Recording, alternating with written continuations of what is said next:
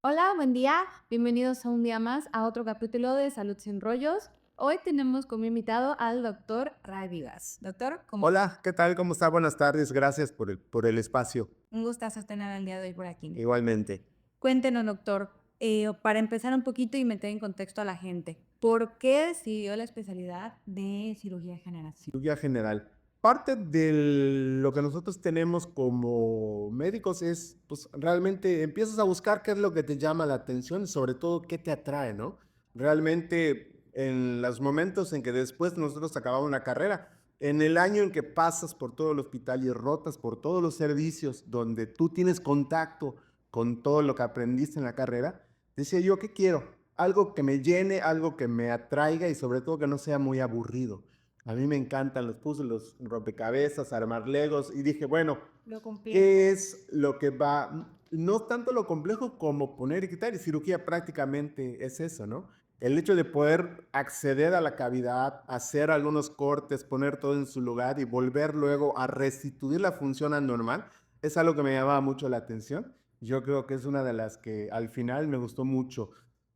Cirugía también tiene la ventaja de que una vez que operamos, realmente la recuperación es mucho más rápida que un padecimiento crónico. Y eso es algo de lo que también estaba enamorado, ¿no? La rapidez con que el paciente salía y sobre todo volvía a ser funcional de acuerdo a lo que había venido o por lo que había acudido por nosotros.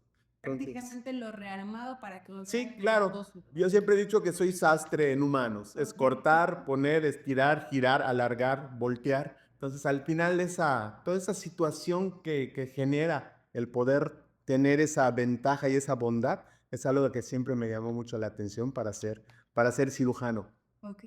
Sí. Y mucha gente acude a usted por lo mismo, ¿no? Por fortuna, mucha gente, llevo ya casi 25 años en esto. Yo empecé en el 2000 la residencia, la acabo en el 2004 y desde entonces no he dejado de operar porque he tenido la oportunidad de estar en el medio privado y en el medio institucional.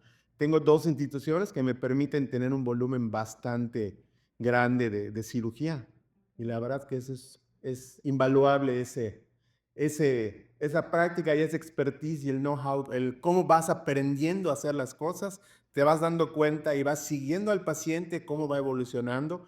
Si hay algo que hiciste mal en una, bueno, la corriges y en la siguiente evitas que ese error vuelva a suceder. ¿Cuántas cirugías más o menos ha hecho? Mira, poquito difícil al mes prácticamente con las instituciones y la privada estamos hablando que son como unas 30, 35 al mes más o menos. Una diaria prácticamente. Prácticamente una diaria, claro, así es. Normalmente, ¿entre cuánto puede durar una cirugía? ¿O varía dependiendo de... Hemos tenido cirugías desde muy breves, que son de minutos, 15, 20 minutos, pacientes que están pues, relativamente delgados, que no tienen algún tipo de complicación, hasta algunos que nos hemos llevado tal vez 7, 8 horas, porque el paciente es un paciente muy complicado, que hay que hacer muchas cosas con este paciente. Es un paciente que ya ha sido multitratado o multioperado y necesitas, pues ahora sí que toda la serenidad del mundo y el tiempo para ir muy despacio y poder restituir la función sobre todo esto, ¿no? Al paciente que sea funcional nuevamente. ¿Y cuál es el motivo por el que llegan más personas a querer una cirugía o necesitarla? Claro, prácticamente los pacientes y el pivote o el síntoma sobre el que giran muchos de los padecimientos es el dolor. A nadie le gusta el dolor, es una sensación anormal de la realidad que al final es muy incómoda. Y gran parte de la consulta que llega es precisamente por dolor. Muchos de los padecimientos que nosotros manejamos, como son vesículas, apéndices, algunos tipos de hernias, pues generan mucho dolor, pero también van implícitos los que al final son solamente de manejo médico. Las colitis, que son colos que se inflaman, tenemos problemas de gastritis, estómagos por las comidas, las malas digestiones, los malos hábitos, generan una cantidad importante de dolor y ellos acuden buscando lo primero, que les quitemos el dolor. Y prácticamente al final lo que vemos mucho es padecimientos que con solo quitarles el dolor, prácticamente el paciente regresa porque está agradecido y se va volviendo pues paciente y muchas veces muchos amigos, ¿no? Al final eso es lo que uno desea. Lo que uno desea. Que no solo te vean como el médico, sino como el amigo que pueden saludar afuera o que pueden invitarte a comer. Y así tengo varios. Yo- Sí, Eso es lo mejor, ¿no? Llevas ese buen sabor de boca así es. después de la cirugía. La satisfacción que da el poder platicar con la familia del paciente o porque ellos te refieren a otro, porque al final cumpliste lo que ellos querían, ¿no? Quitarles el dolor, volver a ser ese integrante, estar donde tendría que estar, que pueda hacer sus actividades diarias, que pueda tener contacto nuevamente con su familia, porque eso es la otra cosa. La gente al estar enferma se aísla, ¿no? Claro. Entonces, ese sentimiento de que, mira, ya estoy bien y ya puedo estar con mi familia se agradece mucho por parte de los pacientes. Prácticamente recuperado su vida, ¿no? Efectivamente, eso es parte de lo que buscamos como el objetivo principal. Primero, no causar daño y segundo, que todo vaya a su cauce normal. Muy bien, Héctor. Entonces, ¿cómo usted logra separar y no tener un sentimiento con esas personas? No generar un sentimiento, tal vez una relación o Claro. paciente-doctor, ¿no? Claro, parte de la primera situación es que ahora entendemos que el paciente no es un paciente que solamente viene por lo físico. El paciente y la salud, según la definición de la OMS, es un paciente estable o no enfermo, es un paciente que en las tres esferas, en lo social, como hablábamos de la familia, en lo psicológico, lo que trae, y en lo físico está bien. Entonces, ¿qué es lo que hacemos? Realmente hay que ser muy objetivo con qué estás viendo en ese paciente. Uno, pues también somos empáticos y te pones en el lugar del paciente. Realmente viene a verte porque está enfermo, no porque traes una cara bonita o estás con un traje bien o le gusta cómo lo tratas, ¿no? Entonces, yo creo que una de las cosas es saber separar bien qué es lo que estoy viendo. Parte de lo que siempre ha pasado es que son pacientes que muchas veces llega con dolor y ya todo el mundo le dijo, no, tu dolor es un dolor que estás pensando, es algo que tú estás creando. Bueno, y yo les pregunto, ¿y ya te han hecho los estudios necesarios para descartar que no tienes realmente nada? No, no los tengo. Entonces ahí es donde empezamos a ser un poquito más objetivos con el paciente. ¿Y cómo cortas pues esta situación? Pues realmente hay una delgadita línea entre lo que debe ser el respeto que debe siempre todo paciente, aún siendo menor de edad o como fuese, Ujú. tiene sus derechos y esos derechos tienen que ser respetados porque con base a como yo te doy el trato, ellos también van a tratar al paciente, ¿no? Es difícil, sí, hacer a un lado, como humanos que somos, esos sentimientos de empatía sobre todo cuando das noticias tristes, ¿no? Son pacientes con enfermedades terminales que sabes que no van a pasar mucho tiempo y van a tener, pues, mucha dificultad. Pues sí, sí es cierto, ahí tú tratas lo físico y lo emocional. También algunas veces necesitamos tener con quien poder platicar. Y esa es una de las cosas que la psicología te permite, ¿no? El tener algunas sesiones de platicar con alguien, comentarle, pues mira, siento esto, siento aquello, y al final, pues no olvidar quién eres, ¿no? El lugar en el que estás. No eres un autoritario, pero al final es quien debe dictar cómo va a seguirse el tratamiento con base a lo que está establecido, con base a lo que está escrito y con base a lo que tienes evidencia, porque no es experimentar con el paciente, sino es qué he leído y qué puedo aplicar y a quién se lo puedo aplicar. Entonces, el hecho de saber que es un paciente que va a tener ciertas características te permite también diferenciar y saber que ese paciente puede tener pues complicaciones que desafortunadamente puedan acabar con él. Entonces empiezas a hacer una especie de coraza y de saber hasta dónde puedes llegar y hasta dónde puedes involucrar con este tipo de pacientes. Ok. Y mencionó ahí algo referente a los síntomas, ¿no? Al que el paciente llega por el dolor.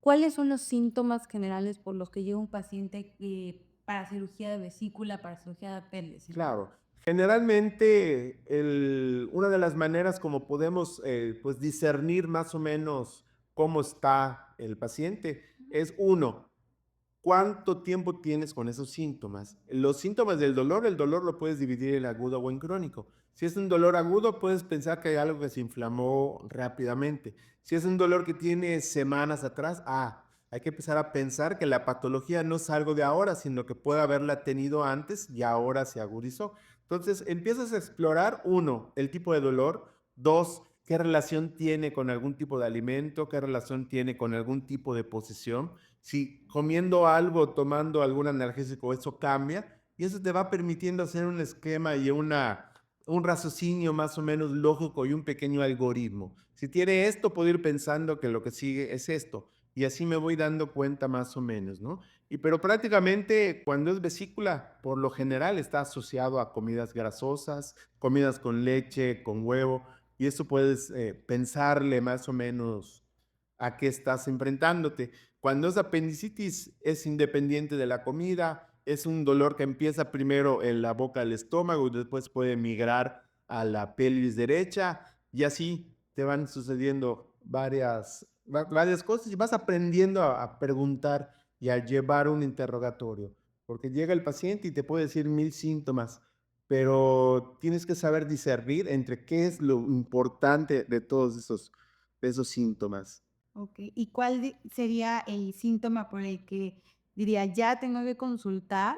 Claro. Si, por ejemplo, me meto a buscar a Google y tengo cólicos, y tengo dolor en el estómago y me sale, cáncer de vesícula, ¿no? Sí. ¿Cuál es el síntoma por el que ya tengo que consultar y Claro. no llegar a este punto? Desafortunadamente, en esta época en la que todo el mundo no tiene tiempo de venir al doctor porque estás ocupado, tienes 2 trabajos o tienes 1000 preocupaciones, normalizamos el tener dolor. Y es algo que no es lo habitual, ¿no?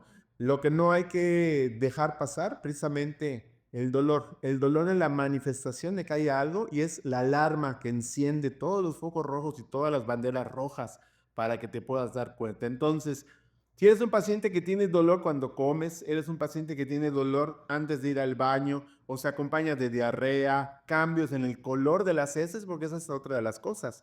Muchas veces las piedras de la vesícula pueden pasar al conducto biliar y cambiar el color de las heces. En vez de ser cafés, empiezan a ser blancas. Entonces habla de que no hay un buen paso de bilirrubina y por eso son datos que tienes que ir averiguando. Y sobre todo, si tú como paciente los tienes, debes acudir. Pero prácticamente el hecho de tener dolor más de 12, 14 horas habla de que hay algo mal. Entonces, los síntomas son eso, persistencia del dolor, un dolor que es intermitente, que a cada rato lo tienes, que no te deja hacer una vida normal porque estás teniendo que tomar medicamentos, estás de mal humor, no quieres hacer ninguna actividad, solo quieres estar acostado. Pues todos esos son síntomas de que no hay una adecuado funcionamiento de tu cuerpo y debes darle la atención necesaria a este tipo de situaciones. Bastante interesante, porque muchos ignoramos síntomas, sentimos dolor y decimos: "Ay, es un corta algo me cayó mal de la comida", Claro, ¿no? y nos automedicamos, es parte de lo que no debe ser, ¿no? Realmente los apéndices, por ejemplo, tienen esa desventaja. Hasta una sola pastillita que te tomes para quitar el dolor puede cambiar todo el entorno de la enfermedad y ocultarla y llegar a grados de que nos ha tocado entrar y ya no hay apéndice, prácticamente está lisado, que es el término que se usa cuando prácticamente se comió todo el apéndice, pero ya el apéndice es el sitio por donde pasan heces fecales. Todas esas ya están en la cavidad. Hay peritonitis, hay datos de sepsis, que es una infección bastante severa que puede poner en peligro la vida. Así es. Bastante peligroso, entonces, Mucho. no me digas. No. Okey, y díganos exactamente, ¿qué es la vesícula biliar? La vesícula biliar. La vesícula biliar es un reservorio que está debajo del hígado. El hígado, tengamos o no la vesícula, vamos a generar bilis porque es una de las funciones que el hígado tiene. Entre las muchas funciones que tiene, el hígado produce esta sustancia que se llama bilis, que es la que nos va a permitir que las grasas puedan ser absorbidas. Las grasas de la comida sirven para varias funciones. Hacen membranas celulares, hacen neuronas y una serie de cosas que necesitan grasa.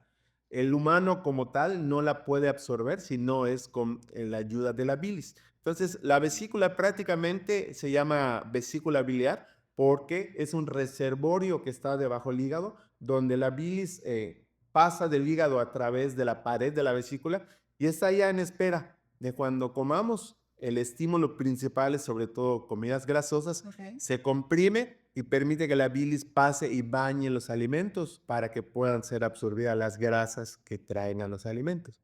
Y esa es prácticamente la función de la vesícula. La Es vesícula. como si fuera una perita que está debajo del hígado. Okey. Y yendo hacia allá con los mitos y las verdades, muchos dicen: "El apéndice no tiene uso". ¿Cuál es el uso del Claro, apéndice? el uso del apéndice trae una función sobre todo inmunológica. A veces les digo en tono de broma a los pacientes que sirve para pagar las casas, los coches, las bodas y todo porque realmente una función como tal específica como la vesícula como tal no está bien descrita, pero sí está ya documentado que es un apéndice que va a generar inmunidad, así como son las amígdalas, así como es el vaso, trae unas sustancias que se secretan al torrente sanguíneo y sirven para la inmunidad, sobre todo para poder, se llaman placas de Peyer, que es de donde salen las células que generan inmunidad, para ayudar en ciertos tipos de infecciones. Pero sí tiene un origen, o sea, tiene su función. Y alguna literatura comenta que pudo haber sido nuestra cola cuando éramos invertebrados. O sea, siempre han sido vertebrados, perdón, pero cuando andábamos como monos, teníamos la cola. Esa era una de las cosas y está bien descrito. Los primeros textos que uno lee en la facultad son antropología y habla precisamente de eso, ¿no? ¿Qué es el apéndice? Y una de las cosas es como un remanente de la cola que alguna vez tuvimos en nuestro proceso de evolución antes de ser eh, hombres que caminan en dos pies. Es muy interesante, Sí. que jamás había escuchado. ¿Sí? Que Sí, prácticamente es nuestra cola. exactamente. ¿Hay alguna anécdota hablando de la parte que nos comentaba de cuando estaba en la facultad, cuando hizo su internado, alguna anécdota? Hay una anécdota que es muy sumamente interesante. La anécdota es, hay una situación anormal que se llama situs inversus. Los pacientes tienen del otro lado los órganos. El corazón está a la derecha, el hígado en vez de estar a la derecha está al otro lado, está a la izquierda. Y en alguna ocasión nos llegó un paciente que tenía la vesícula inflamada A ver. y la hoja de referencia decía que no tenían instrumental para operar del lado izquierdo. O sea, al final tenías que haber hecho lo mismo, pero solo era cambiar de posición. De Pero decían, no, no, no, no tengo instrumental para que pueda yo quitar esa vesícula de ese lado, Vesícula de otro mundo. de otro mundo, y la mandó para acá. Esa es una de las anécdotas que más jocosidad nos ha ocasionado, porque dices, oye, vas a hacer exactamente lo mismo, solo ponte del otro lado y puedes realizarlo, ¿no? Así es. Y eso es lo que está bien descrito, las citos inversos, pacientes que tienen al revés los órganos. Jamás había escuchado eso. Es común. Es relativamente común, no te puedo decir exactamente el número, pero es algo que ves con cierta frecuencia. Y eso es igual de pacientes que han tenido, hay algunas placas, nos ha tocado igual, hicimos una placa de tórax, ojo, y el corazón. No, no estaba el corazón, sino que estaba el corazón debajo del diafragma. En cuando se hizo o se formó, el diafragma en vez de estar por debajo del corazón, cubría el corazón y por eso no se veía en la placa, hasta que intencionadamente empezamos a buscar en la tomografía y ahí estaba el corazón. Obviamente debes tener corazón porque es algo que sin él no vives, ¿no? Que son de las anécdotas que nos podemos acordar de un montón. Y entonces, si alguno, por ejemplo, llega a sentir dolor que dice, ay, el típico, no me duele el apéndice, Ajá. podría estar del otro lado. Sí, pudiera estar del otro lado. Y es una de las cosas que, por ejemplo, suceden con las embarazadas. Las embarazadas son pacientes que se tornan un poquito difíciles de diagnosticar, sobre todo vesícula y apéndice, porque dentro está creciendo un bebé y ese desplaza absolutamente todas las estructuras, desde el colon hasta la vesícula. Y cuando es un apéndice, normalmente el dolor no es el clásico que está en la pelvis, sino que es un dolor que puede estar más arriba del ombligo o incluso hasta por debajo de las costillas. Y eso te hace pensar que puede ser una vesícula o no un apéndice. Entonces, volvemos a lo mismo, ¿no? El normalizar el dolor no está bien. Cualquier dolor debe ser atendido por un profesional de cualquiera de las áreas de la salud, sobre todo, pues obviamente el médico, ¿no? Porque hay comunidades donde no tienes a nadie más que al enfermero o a la enfermera. Ok, también ellos pueden en dado momento determinar que necesita ser valorado por un médico. Entonces, normalmente las solicitudes que tienen dolor, no se queden con el dolor, vayan a que alguien les atienda. Pero sí, es interesante. Y otra cosa que también podemos encontrar son cambios en el color de los ojos, cambios en el color de la piel, cambios en el color de la orina, del popó. ¿Por qué? Por la fisiología, es cómo funciona la bilis. Cuando hay cosas anormales, empiezan a cambiar. Por ejemplo, si hay alguna piedra que salió de la vesícula y obstruyó el conducto de la vía biliar, puedes empezar a tener cambios en la piel, te pones amarillito, los ojos pueden cambiar amarillos, el color de la orina va cambiando como si fuera una sidra de champán o una mundet. Esos son cambios que van dándose porque la bilis pasa al riñón y pinta la orina. Y al revés, en el popó no hay paso de bilis hacia el intestino y eso hace que el color de las heces cambien de marrones, negritas a blancos. Y todos esos son datos que uno a veces dice, ¿qué me pasa? Bueno, pues no sabes qué pasa, ve al doctor para que te puedan ayudar a atender con esta situación. Y, por ejemplo, con respecto a las hernias, ¿estas cómo Las se hernias. crean? Ok, ¿qué es una hernia? Una hernia es un defecto que está donde no tendría que estar. Es, por ejemplo, es una comunicación anormal entre dos estructuras. Las más comunes o las que vemos más son las de tipo inguinal, las que están precisamente en las ingles, y las umbilicales. Las umbilicales se dan por donde entraba el cordón cuando éramos unos bebés que estábamos en el vientre de mamá. No alcanza a cerrarse esa pared y tiene un defecto por donde pasa a través de él lo que está en el abdomen. Puede atravesar un pedazo de intestino, puede atravesar un pedazo nosotros llamamos el pipilón, que es como un delantal de grasa que salta a través. Y lo mismo en las hernias inguinales. Son defectos o son, imagina que es una barda que debe estar conteniendo todo lo que está detrás de ella, pero hay un defecto, hay un agujero, se rompió un bloque y no cambiaron. Entonces, a través de esa pared hay un defecto por donde escurre lo que debería estar contenido. Y eso es parte de las hernias. Son muchas veces muy dolorosas cuando esto sucede. Son pequeños bultitos que vamos a encontrar que pueden cambiar de color, se pueden poner rojos, se pueden poner azules, duelen mucho cuando se tocan y una de las situaciones que también nos permite diferenciarlas son cuando estamos en actividad, duelen. Una vez que nos acostamos, la bolita puede desaparecer, desaparece prácticamente el pequeño bulto y nos deja de doler. ¿Por qué? Porque es una hernia que permite que regrese todo lo que se salió, regrese a su lugar. Pero nos volvemos a parar y volvemos a la actividad y nuevamente se vuelve a generar este tipo de abultamientos. Okey, Sí. eso sí no lo sabía.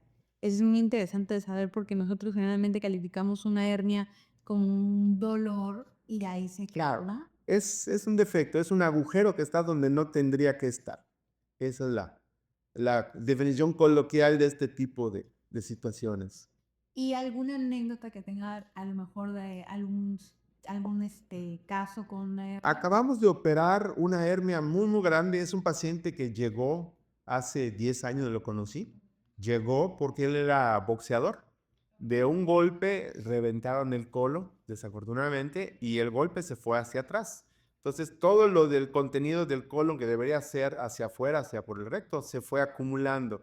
Eso generó una infección bastante severa, muy, muy severa, y prácticamente con nosotros llegó y tuvimos que quitar gran parte de los músculos, de la piel, que por el tiempo y la evolución, por fortuna para él, quedó bien. Pero con una infección de ese tipo, los tejidos ya no son los mismos. Entonces, hubo que intervenirlo para conectar nuevamente, porque tuvimos que desplazar el colon hacia afuera para que por allá pudiera salir mientras se curaba todo. Ya lo conectamos e hizo una hernia muy, muy grande. Y aquí es algo interesante porque el manejo de las hernias ha evolucionado mucho. Con el hecho de que ahora tengamos prótesis como son las mallas que están recubiertas, nos permiten que el agujero tan grande pueda ser cubierto y no tengas tanto problema para poder cerrarlos. Este paciente le pusimos Botox. ¿Por qué? Porque el Botox va a hacer que los nervios y los músculos, sobre todo, que generan ese agujero. ¿Has visto cómo se hacen alguna vez las casas hawaianas? Son como un aro de bordar donde arriba es un agujero y las piezas que lo mantienen son los techos. Es exactamente lo mismo con una hernia. Imagínate que los músculos sostienen un defecto, sostienen un agujero. Cuando nosotros ponemos el Botox en los lados, esos se ponen un poquito menos tensos y nos permiten que podamos jalar y cerrar ese defecto.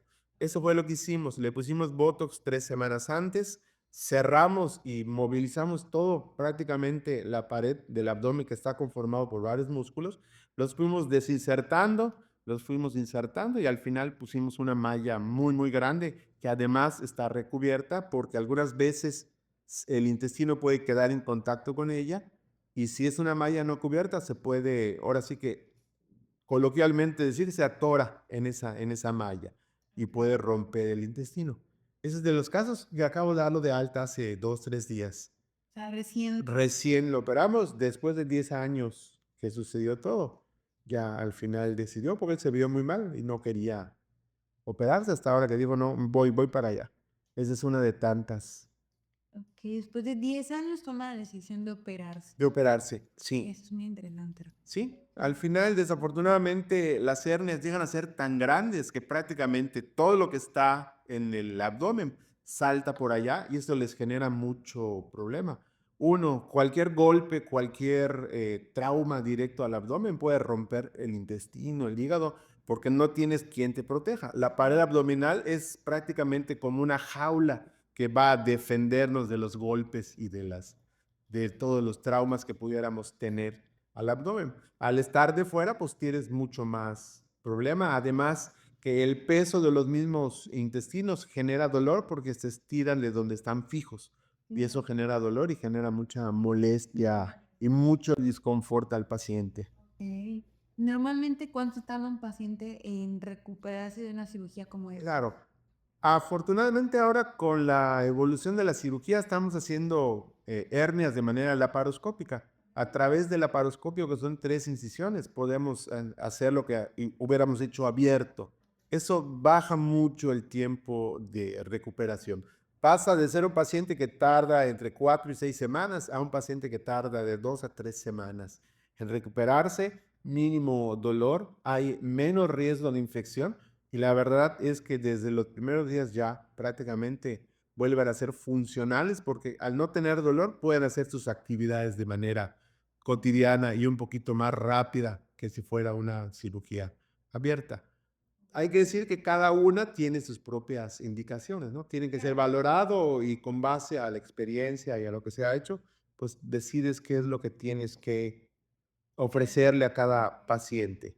Y esto es importante. Prácticamente le baja el tiempo de recuperación a la mitad. El tiempo de recuperación a la mitad, así es, y sobre todo como genera menos inflamación, causa menos dolor, tienes que usar menos analgésicos, menos disconfort y sobre todo la recuperación es más rápida. Hablando sobre el mismo tema, la Sí. hernias y atar. Las hernias ¿Qué yatales. son estas? Ok, las hernias yatales es como su nombre lo dice, es un defecto en el yato. ¿Qué es el yato? Imaginemos que el cuerpo humano está sobre 2 cajas. Una caja es el tórax y la otra caja más grande es el abdomen. Entre la caja torácica y la caja abdominal hay una membrana que se llama diafragma. Ese diafragma va a servir para que podamos respirar. ¿Por qué? Porque es el que nos ayuda a esto precisamente. A través de él solo pasan dos estructuras muy grandes. La primera, la aorta que viene del corazón, pasa a través y da la sangre a todo el cuerpo. Y la otra es el esófago, que viene desde la boca hasta el estómago y trae precisamente la comida. La hernia hiatal es precisamente eso, es un defecto donde pasa el esófago. Es decir, es un agujero que está mucho más grande de lo normal que debería abrazar el esófago. En este caso es un poquito más grande, es un poquito permisible y ese mismo diafragma sirve como una válvula que permite que el alimento debe ser de una sola dirección. Debe ser de arriba hacia abajo, de manera que cuando comes se abre la válvula y se debe cerrar. Esa hernia hiatal, el problema es que la unión entre el estómago y el esófago está por debajo perdón, está por arriba del diafragma. ¿Por qué? Porque es un agujero muy grande. Entonces permite que gran parte del contenido del estómago pase hacia arriba, dando dolor, dando molestias, y tenemos síntomas que son típicos, como es el dolor detrás del esternón, y los no típicos, pacientes que llegan porque tienen sinusitis, porque tienen dolor de garganta, porque tienen tos frecuente, o son pacientes, tenemos dos que son buzos. Cada vez que se iban a bucear, con el hecho de estar debajo de la presión, todo el estómago subía y estaban regurgitando y no pudieran bucear.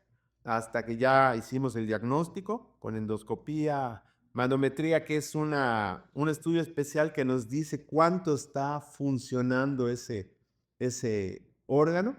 Ya le hicimos la cirugía antirreflujo y con eso son pacientes que ya pueden volver a bucear sin problema.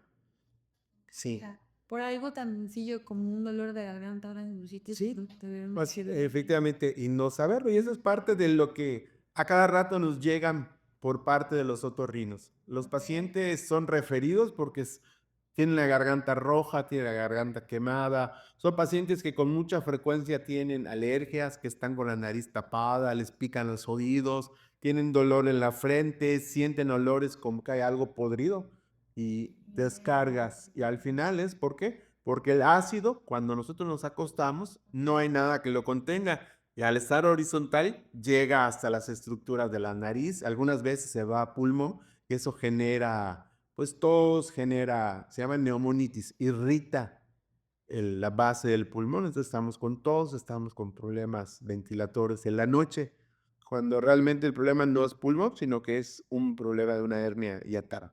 okey.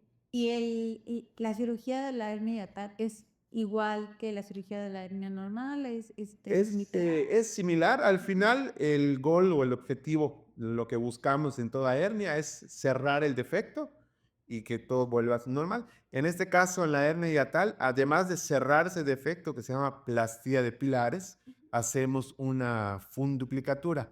El fondo del estómago le damos la vuelta alrededor para hacer una válvula que evite que haya escape de ácido hacia el esófago. Y eso es lo que se considera una placidad hiatal más una funduplicatura, que hay de varios tipos con base al reporte que nos emiten. Porque imagínate que tienes un problema de movilidad del estómago y del esófago. Tu esófago no se mueve lo suficiente, pero si además le pongo abajo una barrera ahora sí que con la cirugía, pues menos vas a poder tragar. Entonces, de acuerdo a eso, determinamos qué te toca o qué cirugía. Si de 360 grados, es decir, de toda la circunferencia, o 3/4 de la circunferencia, o la podemos poner anterior. O sea, todo eso va de acuerdo a los estudios que logramos determinar y que logramos hacer en este tipo Okey, con los pacientes. Sí. y entre la hernia y la hernia yatal, ¿cuál es más común de que lleguen pacientes a usted? Y la más común, por fortuna, son las hernias inguinales y las umbilicales, y muchas veces las posicionales. Son pacientes que han sido operados, que al final se infectaron las heridas por una pericia complicada, alguna situación que se infectó la herida, y eso genera que se haga un defecto o un agujero en la pared del abdomen y sea una hernia. Entonces, las que más vemos son inguinales, umbilicales y luego las yatales, así es. Okey. Tengo entendido que también, practica, lo que es los lipomas. Claro. ¿Qué es un lipoma? ¿Qué es un lipoma? Normalmente vivimos en un lugar, por fortuna, donde la comida es muy rica, es rica en grasas, y al final, pues desafortunadamente hay un incremento de peso. ¿Qué es lo que el cuerpo hace con la energía que no se usa? Esa energía se transforma en grasa que se va al hígado y además se va al cuerpo. Se generan adipocitos, que son las células de la grasa. Los malvados nunca desaparecen, solamente se encogen. Sí, se encogen y crecen. Entonces, un lipoma es una acumulación excesiva de estos adipocitos. Crecen de manera exponencial a un ritmo más acelerado de lo que normalmente debería crecer, y eso genera que la grasa se vaya acumulando, y prácticamente los podemos encontrar en cualquier sitio donde haya grasa. Las más comunes o los que vemos con mucha frecuencia son en los brazos, en las espaldas y en las piernas. Y también a veces en el abdomen donde hay mucha grasita. Mucha grasa Sí. acumulada ahí. Okey, ¿y qué es lo que causa un lipoma aparte de la grasa? O sea, el comer mal, la cochinita todos los domingos, ¿no? Es una de las características que el cuerpo también genera, ¿no? Eso se llama lipogénesis o formación de lipomas. ¿Por qué? Porque muchas veces las enzimas del cuerpo producen más grasa de lo normal y no las degrada. Entonces, al final es una serie de componentes, tanto propios del paciente como de los factores ambientales, ¿no? La comida, la bebida, algunas cosas generan este tipo de situaciones y realmente ¿cuándo debemos quitarlos? Cuando empiezan ya a ocasionar dolor o incomodidad o, por ejemplo, dificultan la función del miembro. Mejor haber quitado varios axilares porque el paciente ya no pudiera bajar el brazo, era muy grande. Entonces ya le causaba dolor porque tenía que estar con el brazo hacia arriba. O pacientes que se acostaban. Me acuerdo de uno mucho que era cervical, o sea, la región de atrás la que nosotros conocemos como nuca, se llama cervical, región cervical, era tan grande que el paciente parecía que tenía una almohada. Entonces le dificultaba ya poder Puedo acostarse y llegó con dolor de espalda, con un dolor pues bastante extenso y al final se lo retiramos y normal, todo bien.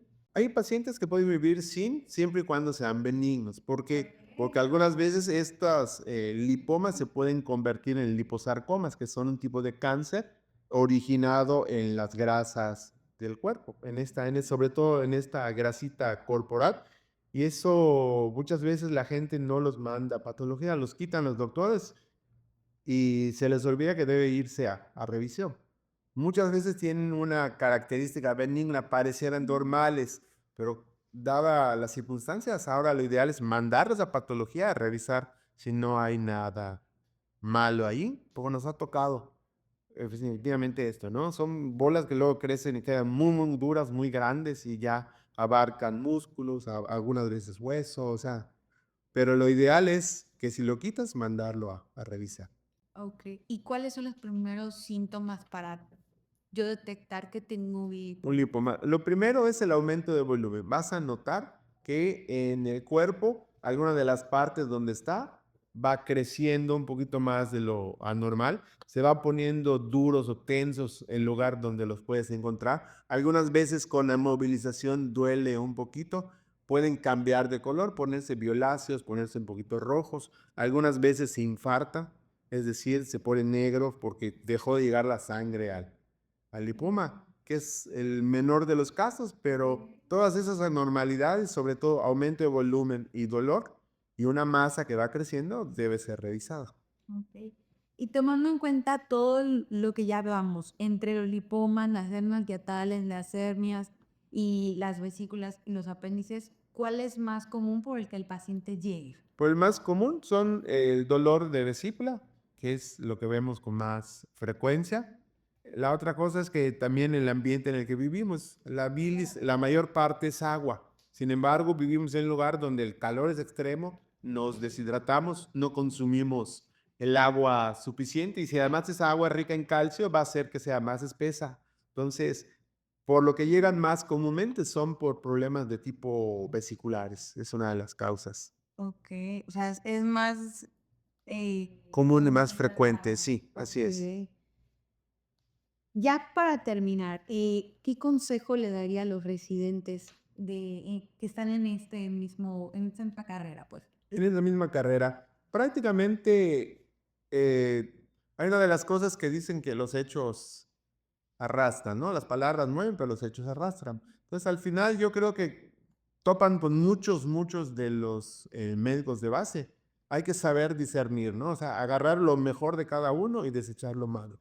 Al final, tienes una carrera que tú vas a decidir hasta dónde quieres llegar, cuánto quieres aprender, cuánto quieres hacer, pero que sean de manera responsable, de manera que no experimentes con el paciente, pero sobre todo teniendo en cuenta que lo estás viviendo con alguien que ya lo ha hecho.